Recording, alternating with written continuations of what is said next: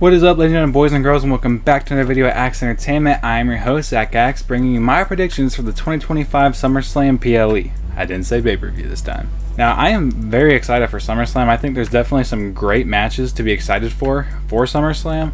We're going to 2 nights. It looks like there's going to be 6 matches on each night, which I think is a perfect amount of matches because I think WrestleMania was great being 2 nights, but I think it was a little bit long because I think we had like 8 or 9 matches on both cards. There's only 6 matches confirmed as of right now for both cards, and I think pretty much all of them got me excited. I don't think there's a single match that I'm looking at like, oh, that's going to be boring. Like always, if there's any other matches that are announced on Friday Night SmackDown, then I will leave in the comments who I think is going to win that match, and that will of course count towards my ranking and review video coming of course after SummerSlam. Hopefully the night of SummerSlam. I think I'll be able to do it after night 2, so I'm going to try to get that one out fairly soon after SummerSlam for you, because I know with Saturday Night's Main Event coming out a week after the pay-per-view, PLE, damn it, I did it already. Anyways, let's get right into my predictions. We're going to do night 1 first and then night 2. Starting with night 1, we have Karrion Kross versus Sami Zayn. Now, this is a match that I am pretty excited for. I need to not say that because I'm going to say that for every single match, but this is a match I think is going to be good.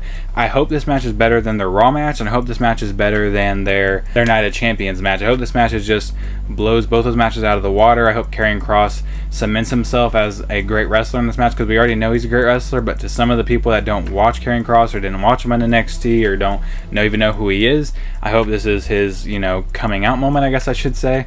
In this match against Sami, I hope this match just, like I said, blows the other 2 out of the water, and I'm looking for Karrion Kross to win this match and hopefully propel himself forward. Now, I don't know if that's going to actually happen because Sami, of course, has the whole storyline where I've never won a championship, I need to win a championship, and if he's going to win a world championship, he needs to pick up wins like this. But I think Karrion Kross is another guy that also needs to win a championship and needs a win like this, so I hope Karrion Kross wins their 3rd and final, hopefully, match. Next up, we have one of our most recently announced matches where where Jey Uso and Roman Reigns will take on Bronson Reed and Braun Breaker. Try not to mess that one up. In a 2-on-2 match. Now, why am I messing up? I want to know what this match would have been if it, I want to know what this match would have been if Seth Rollins had not have gotten hurt at Saturday Night's Main Event. Maybe LA Knight and Seth Rollins would have just been thrown into this match and we would have had a 3-on-3 or something along those lines, or maybe somebody else, maybe Jimmy or something. But as of right now, this is the match we have, and I'm actually pretty excited. Don't say it. I think this match is going to be good. We did see some heavy tensions between these two on Monday Night Raw. I'm recording this after Monday Night Raw. So I know what we saw on Monday Night Raw. I'll talk more about that on Weekly Awards, but we did see, of course, Jey and Roman get beat down by Braun and Braun. So this match is going to be insane. I think this match is going to be filled with big spots. I think this match is going to be mostly big spots, maybe some fluent wrestling here and there, but I think this match, like I said, is going to be just filled with huge spots that are going to make you jump out of your seat, especially being at SummerSlam, of course. And I am looking for the Uso and the Roman to win this match. I almost said the Usos. Jey Uso and Roman Reigns to win this match. I think we need to build up Braun and Braun, of course, but now that Seth is gone, I think it's going to be a little bit of a weirder build than it would have been if he was still there, and I just don't see them bringing Roman back, especially with main event Jey Uso, to lose this match. I think they very well could, but I'm going to go with Roman and Jey. Next up, we have your yearly celebrity match where Logan Paul and potentially Drew McIntyre will take on Randy Orton and Jelly Roll. Now, I say potentially because as of right now, it looks like Drew McIntyre is stuck in England, and we don't know if he's actually going to make it back. Now, if he doesn't make it back, I really don't know where you pivot off of this. Maybe you just go to Jelly versus Logan, but I feel like you can't leave Randy off the card. And I don't know if he's going to miss SummerSlam or not. I hope Drew doesn't miss SummerSlam and he gets it all sorted out and gets back ASAP. If he does miss SummerSlam, I guess we're just going to throw another heel in there. I really don't know who it would even be. I'm not going to give any guesses either. But if this match stays the same, I'm just going to look for Jelly Roll and Randy Orton to pick up a win in this match, of course, giving the celebrity their big moment. And I think this match will be decent. I think especially when Logan and Randy are in the ring together, because we've already seen them wrestle like at WrestleMania. I think they will definitely have very good spots, and if Drew stays in the match, him versus Randy, and if Jelly can, like I said in the previous video, make himself along the terms of Bad Bunny and Logan Paul and Johnny Knoxville, some guys that put on some pretty entertaining matches across, their celebrity involvement, maybe we could see this. I could see this match being pretty good, but I just see this match being a typical celebrity match. I hope Jelly Roll comes out, shows up, shows out. I hope he hits a moonsault. That'd be pretty lit. Like if he hits some crazy move, that'd be awesome. But I think this match will probably be decent. Probably not the best match, but hopefully Drew makes it. And even if he does or doesn't, I'm still going Randy and Jelly to win this match. Next up on night 1, we have Tiffany Stratton versus the Queen of the Ring, Jade Cargill. Now, they've done a decent job building it, but not great. And it seems like they just have a tough time building matches with Tiffany Stratton. Like, building the matchup against Charlotte was very difficult for them. And now their only build really for this match has been Tiffany coming out to save Jade from the Secret Service and Chelsea Green on Friday night, which... why is she coming out to save them? I know they're both faces, so it's a little bit always going to be thrown off with the dynamic, but their only really interaction has been them coming out to save each other, and hopefully on Friday Night SmackDown we get something that gets me a little bit more excited for this match. But I think this match is going to be good, just with a lack of story, because we've been kind of still having Jade stuck in her old stories, while Tiffany is really not even on TV all that much, and when she is, she's just cutting her basic promos. So I'm not as excited for this match as I should be. I still think it's going to be a great match, and I think Jade Cargill is going to come out with a win. I think this is where we take the title off Tiffany, which kind of sucks because I feel like Tiffany hasn't had the best run with this championship. Definitely better than Io Sky's recent run, but I don't think she's had the best run with this championship, so I hope this doesn't go down as one of the worst women's championship runs, because, you know, she's had some weird booking with Nia, with Charlotte, with just all this weird stuff going on with her run. But I think this is where we end her run and give Jade her first ever main championship in the women's division. And like I said, this match is going to be probably pretty good, but the story leaves a lot to be desired. And then most likely your main event of night 1 is going to be Logan Paul, the World Heavyweight Champion, Gunther, taking on CM Punk. This match is so hard for me because Gunther is one of my current favorites and CM Punk is one of my favorites of all time. So when it comes to this match, it's really hard because Gunther's title run just got started and I want to see him have a longer title run, or at least a more interesting title run than his first run. And I think if we take the title off of him here, he's not going to have the opportunity to do that, and we're going to look at Gunther's 2 World Heavyweight title runs as probably failures, since all he's really done since winning the title back from Jay is defeat a 60-year-old Goldberg. And then you already know about his first title runs. So taking the title off him here would be maybe a disservice to Gunther, because like I said, I think we can build him up even more. But at the same time, I'm just ready for CM Punk to be a world champion again. I'm just ready for CM Punk to be carrying a brand on his back. I'm ready for that again, especially before, like I said in the last video, CM Punk retires. I want to see him be a world champion. I think I would rather it be the WWE Championship, but I'm not picky. I just want Punk to be a world champion. So I'm going to pick CM Punk in this match, even though I think there's a strong possibility that Gunther just retains in this match. But I think this match will probably be the best of the night, if I had to guess, or one of the best, maybe competing with Uso and Roman versus the Bronze.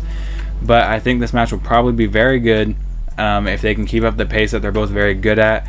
And I really hope that Punk wins this match. But if Gunther wins, I'm not going to be mad, but I'm going Punk. Now on night 2, it's pretty funny because I think there's been 3 or 4 stipulations added to these matches so far, and all of the stipulation matches are on night 2. Now, without saying which ones are which, we have a street fight, a no DQ, a steel cage, and a TLC match all on night 2, while night 1 doesn't really have any matches with any stipulations. So I think it's pretty weird that we didn't split those matches up and have more stipulation matches on both, maybe 2 on both. But we're going to have a night 2 that's filled with stipulations, and I'm okay with it though. Starting with the no holds barred match for the Intercontinental Women's Championship, we have Lyra Valkyria taking on Becky Lynch in their three-peat. So we have Karrion Kross and Sammy finishing their three-peat at SummerSlam, and we're also going to have Lyra and Becky finishing their three-peat at WrestleMania at SummerSlam. Now, one thing I do want to say is I honestly hope Bayley doesn't get involved in this, because I think if Bayley gets involved in this, we're going to have to continue a feud between somebody, one of them, with Bayley. And I think this feud has kind of came to its apex, maybe not for Bayley and the others, but definitely for these two.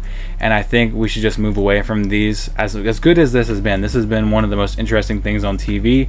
I don't want to see it continue, so maybe hopefully leave Bayley out of it. I think the whole no DQ thing was made so that Bayley can get involved, but I'm hoping she doesn't. At the end of the day, I think this match is going to be very good. Will it be better than their other 2 matches? That's to be seen. I don't know. If I had to guess, I'd say yes, because we're having these 2 who we already know can have great matches, can have great promos, can have great everything with each other, are going to have a no DQ stipulation, which I think will definitely add to this match. And like I said, I just hope Bayley doesn't get involved. I think this match is going to be very good. Even if Bayley does get involved, I think the match is going to be great. I think this match is probably going to have a chance to steal the show. There's a lot of matches that can steal the show, and this is definitely going to be one of the best of night 2. I'm going to go ahead and look to Becky Lynch to retain, though. Not really for any other reason other than I want Lyra to go to the main championship dispute, because I think a main women's title picture with Io Sky, with Naomi, with Rhea Ripley, Stephanie Valkyrie, and Lyra Valkyria would actually absolutely cook. That would be the best women's division. That could possibly beat NXT with how good NXT women's division has been. I think that could definitely beat NXT with that cast right there. And I just look to Lyra to go up to the next level after this feud with Becky Lynch, because she has elevated her stock so high. So I think Becky is going to win this, and maybe if Bayley does get involved, we lead into Bayley versus Becky and let Lyra move on to bigger things. But either way, I think this match is going to be great. I just think Becky Lynch is going to retain. Next up, we have the United States Championship match between Jacob Fatu and the champion Solo Sikoa in a steel cage. Now, this match, of course, being made a steel cage after the whole prison thing that's been going back and forth, with Solo having to spend a night in prison, and Jacob Fatu, of course, famously having been to prison. We made it in a steel cage, in a cage, you know, like a prison cell, haha. But I think this match is going to be good. I think Jacob Fatu really has a hard time having a bad match, so I think that unless he really tried, this match is going to be good regardless. I think it's a little weird that it's a steel cage, because I feel like this is going to be their way of saying, oh, the MFTs can't get involved. But you know how many steel cage matches we've seen where somebody still gets involved, whether it's ripping the door off, whether it's climbing over the top, whatever. If you really wanted to have a match where they couldn't get involved, they should have made this Hell in a Cell. I think that would have been honestly better, because cell, like jail cell, and they can't get involved. So it would have made more sense to me if it was Hell in a Cell, but being a steel cage, I think is just going to amplify the match. I think we're probably going to see some crazy dive from Fatu off of the cell, whether it's from the cage, whether it's onto the MFTs on the outside, or whether it's a moonsault into the ring on a Solo or a Swanton or something. We're going to see an insane dive from Jacob. I just see that happening. And I think Solo's going to retain in this match. Same reason, really, as the last match between Lyra and Becky. I just want to see Jacob go on to bigger, better things. I know that might not be happening right now, depending on who wins the WWE Championship match. But I really want to see Jacob Fatu move up to the next level and move up to that main event spot. And I think this would be a great match to kind of send him on his way, have an excellent match against the U.S. champion Solo Sikoa, maybe finally stop this whole feud. I know every time we stop a feud, we go right back to it with the bloodline, whether it's Jimmy coming back or Jay coming back or Roman or whatever. Everybody usually ends up back in some kind of bloodline feud, but at least for now, I'd love to see Jacob move up to the next level, so I think he's going to lose this match against Solo Sikoa. Next up is the IC Championship match that we've been waiting for so long between AJ Styles and Dirty Dom Mysterio.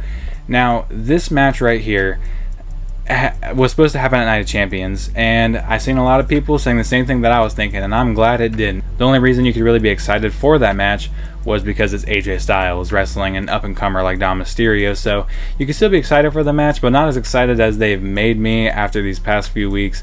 AJ Styles has been doing some funny-ass stuff, like Breezango used to do back in the day when they would dress up, when they were fashion police, they would dress up as janitors and all this crazy stuff. That's what AJ's been doing. He's been dressed up as a janitor, as a doctor, as all these crazy things, just trying to make sure Dominic Mysterio gets cleared, and I think this has been great character work for both. I think this match is actually going to be very good, and I think this one actually was very hard to predict for me, but I think AJ Styles is going to win the Intercontinental Championship here.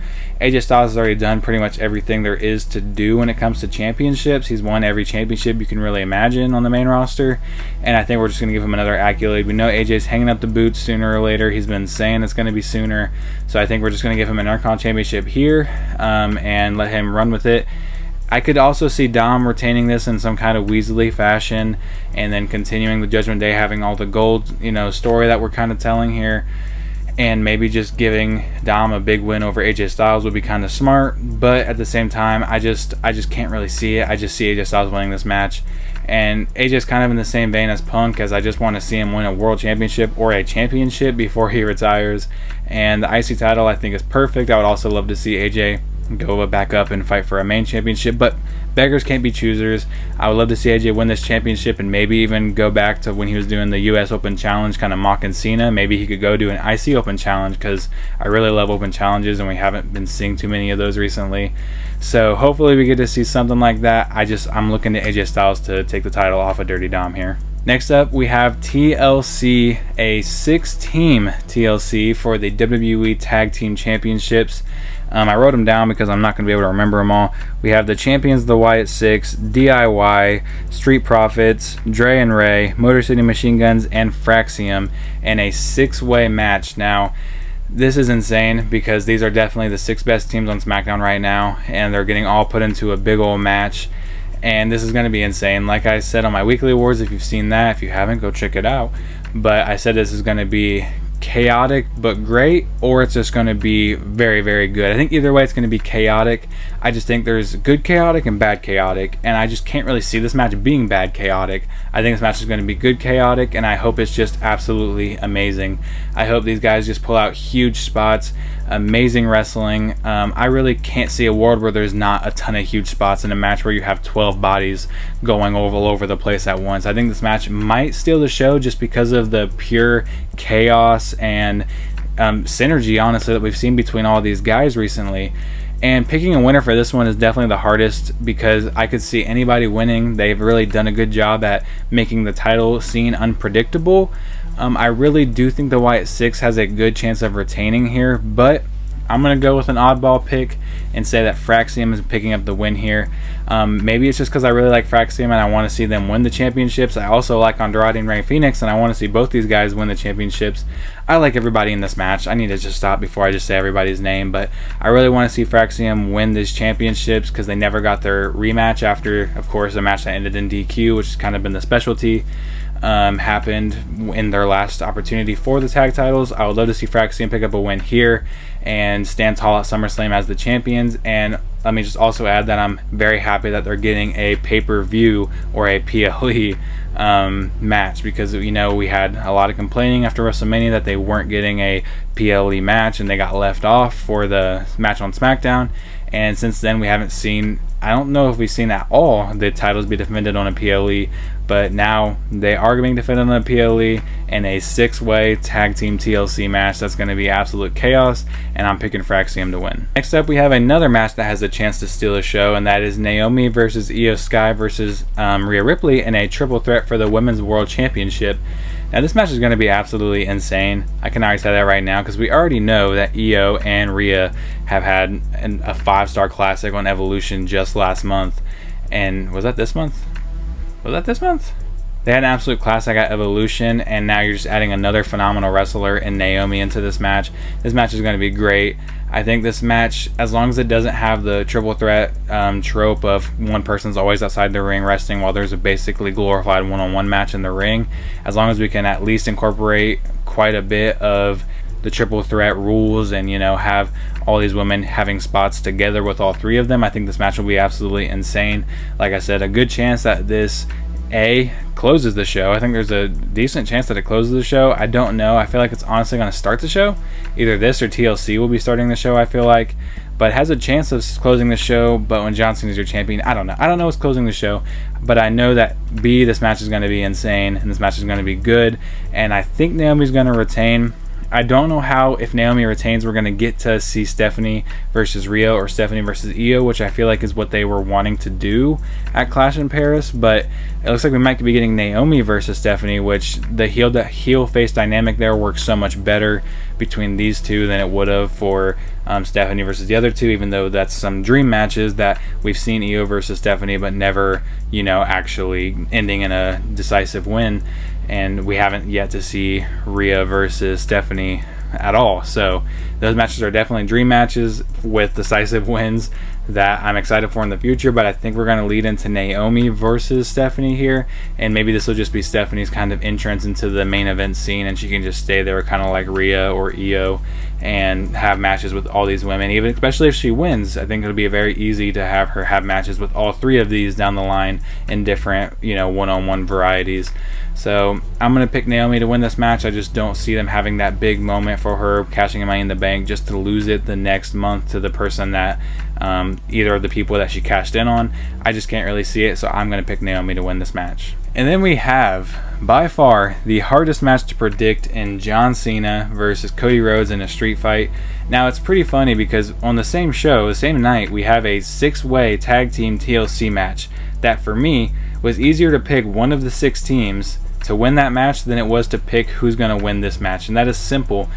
Cody Rhodes is leaving after SummerSlam to film Street Fighter, where he will play Guile. So, and John Cena is still just kind of, it just felt like this is where we were going.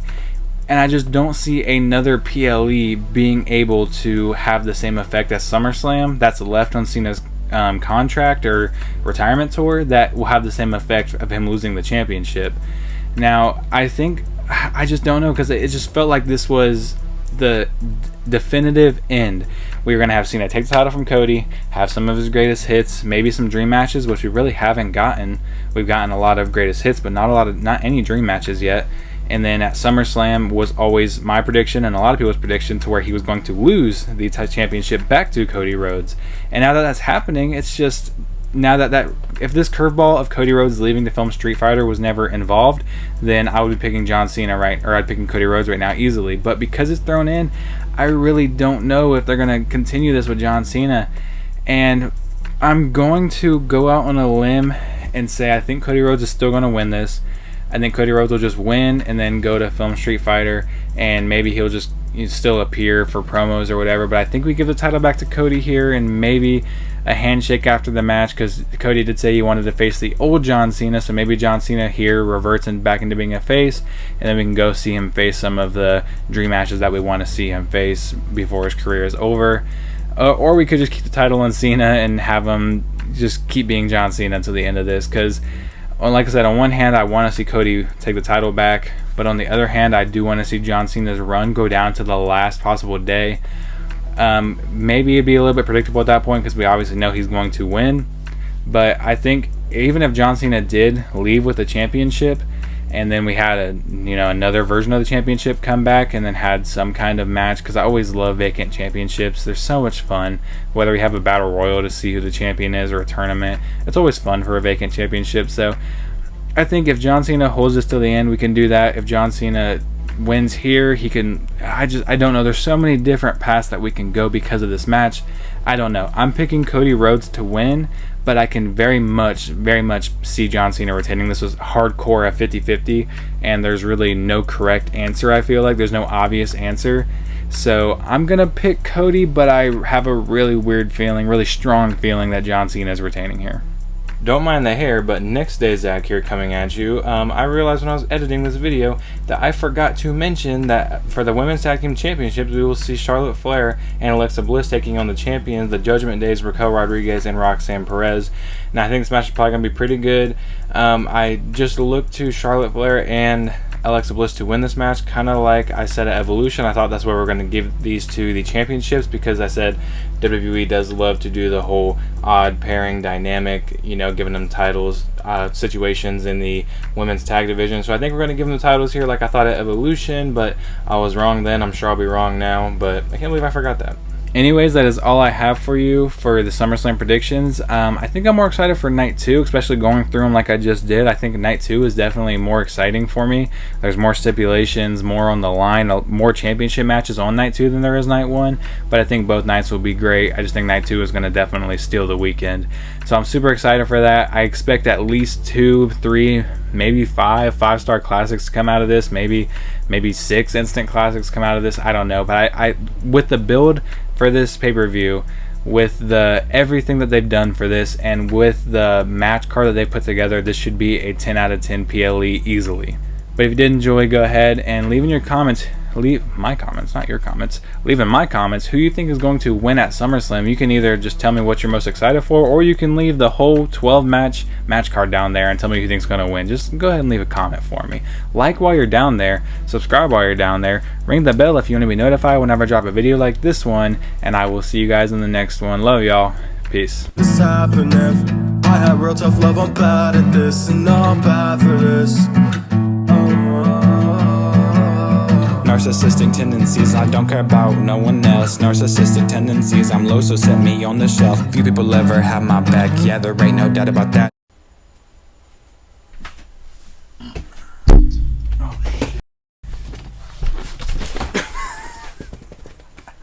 Oh, that freaking hurt. Fell when I was leaving, now I fell when I was coming. Hey, yo.